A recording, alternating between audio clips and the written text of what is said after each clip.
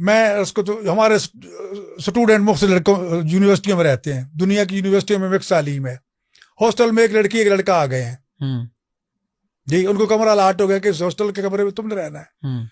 تو اب زہر ایک جوان بچے ہیں تو دونوں نامحرم ہیں ایک دوسرے کے لیے.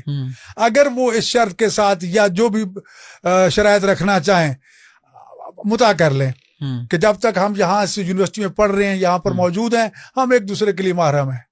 کس حد تک محرم ہے, کیا ہم نے ہم بستری کرنی ہے کہ نہیں کرنی, اس کی شرائط کنڈیشن لگانی ہے, لگا سکتے ہیں جی. اب اس میں یہ ہے کہ کم از کم جتنا عرصہ وہ وہاں رہیں گے وہ حرام میں مبتلا نہیں ہوں گے, ایک دوسرے کو دیکھیں گے تو حرام میں مبتلا نہیں ہوں گے, ایک دوسرے کو اگر وہ ٹچ بھی کر لیتے ہو تو حرام میں مبتلا نہیں ہوں گے. کیوں, اس وقت وہ اس بندھن میں بند چکے ہیں جو قرآن کریم ہمیں اجازت دے رہا ہے. ایسے کئی چانسز ہو سکتے ہیں, لوگ اپنے بیویوں کو چھوڑ کے دوسرے ملکوں میں چلے گئے. آپ کے ملک کے لاکھوں افراد دوسرے ملکوں میں موجود ہیں, بیوی پاس نہیں ہے جی, لیکن وہاں اویلیبلٹی ہو سکتی ہے غیر مسلم عورت کے ساتھ, عیسائی کے ساتھ, یہودی کے ساتھ, تو مطاع کر سکتے ہیں ان کے ساتھ تاکہ وہ زنا سے بچ سکے, تاکہ اپنی جنسی خواہش کو پورا کر سکیں.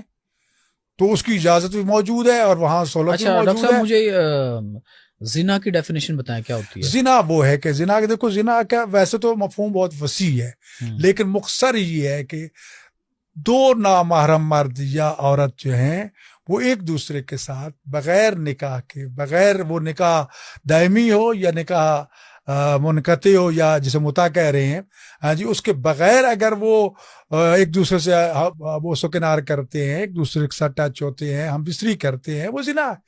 زنا کے پھر اگلے مراحل بڑھتے جائیں گے. اصل زنا جس پہ حد زنا جاری ہوتی ہے وہ اسلام نے اس کے ثبوت کے لیے سخت سے سخت شرائط رکھ دی ہیں تاکہ شاید انسان کو شرم حیا آ جائے.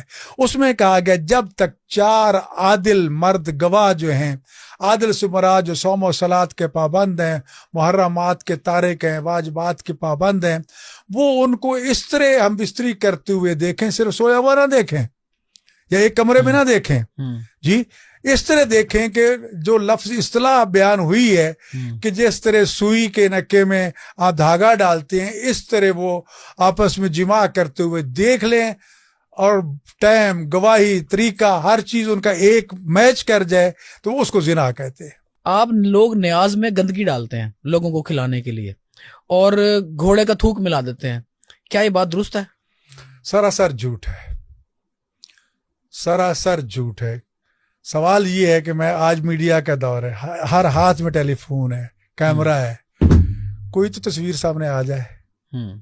آج تک تو کوئی نہیں لا سکا.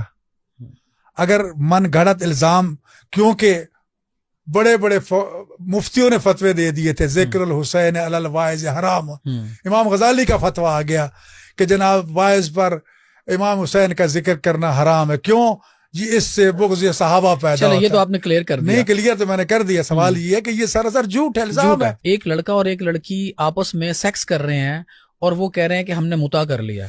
ایک وہ منہ سے نہیں کہتے ہم نے مطاع کر لیا اور وہ سیکس کر لیتے ہیں. دونوں بات تو وہی فرق نہیں سمجھ آ رہا مجھے. دیکھو بات فرق وہی آ جاتا ہے. سوال یہ ہے کہ جب آپ نکاح کسی کے جاری کرتے ہیں, چلو اہل سنت کے ہاں اردو میں یا پنجابی میں یا ہر زبان میں ایجاب و قبول ہوتا ہے, اور شیعہ کے ہاں عربی تاکید ہے, مگر نہ ان کے ہاں بھی دوسری زبانوں میں ہو سکتا ہے. ہیں تو وہی الفاظ نا جی, تو وہی الفاظ اگر کل وہ مکر جائیں, یہاں ہائی کورٹ تک کیس گئے ہیں کہ نہیں ہم نے تو وہ ڈرامہ کیا تھا. اب وہ ڈرامہ ہزاروں لوگ دیکھ رہے ہیں کہ وہ ایجاب و قبول بھی ہو رہا ہے, نکاح بھی ہو رہا ہے, مولوی بھی آ رہا ہے, سب کچھ ہو رہا ہے, اور اس کو ڈرامہ قرار دیا جا رہا ہے. تو بات تو دل کے ساتھ ہے, نیت کے ساتھ ہے, اظہار کے ساتاتھ ہے. تو یہ ساری چیزیں تو آ جاتی ہیں اس میں. اگر ایک انسان مکر جاتا ہے تو اس کے انکار کے لیے تو پھر باقی چیزیں آ جاتی ہے نا.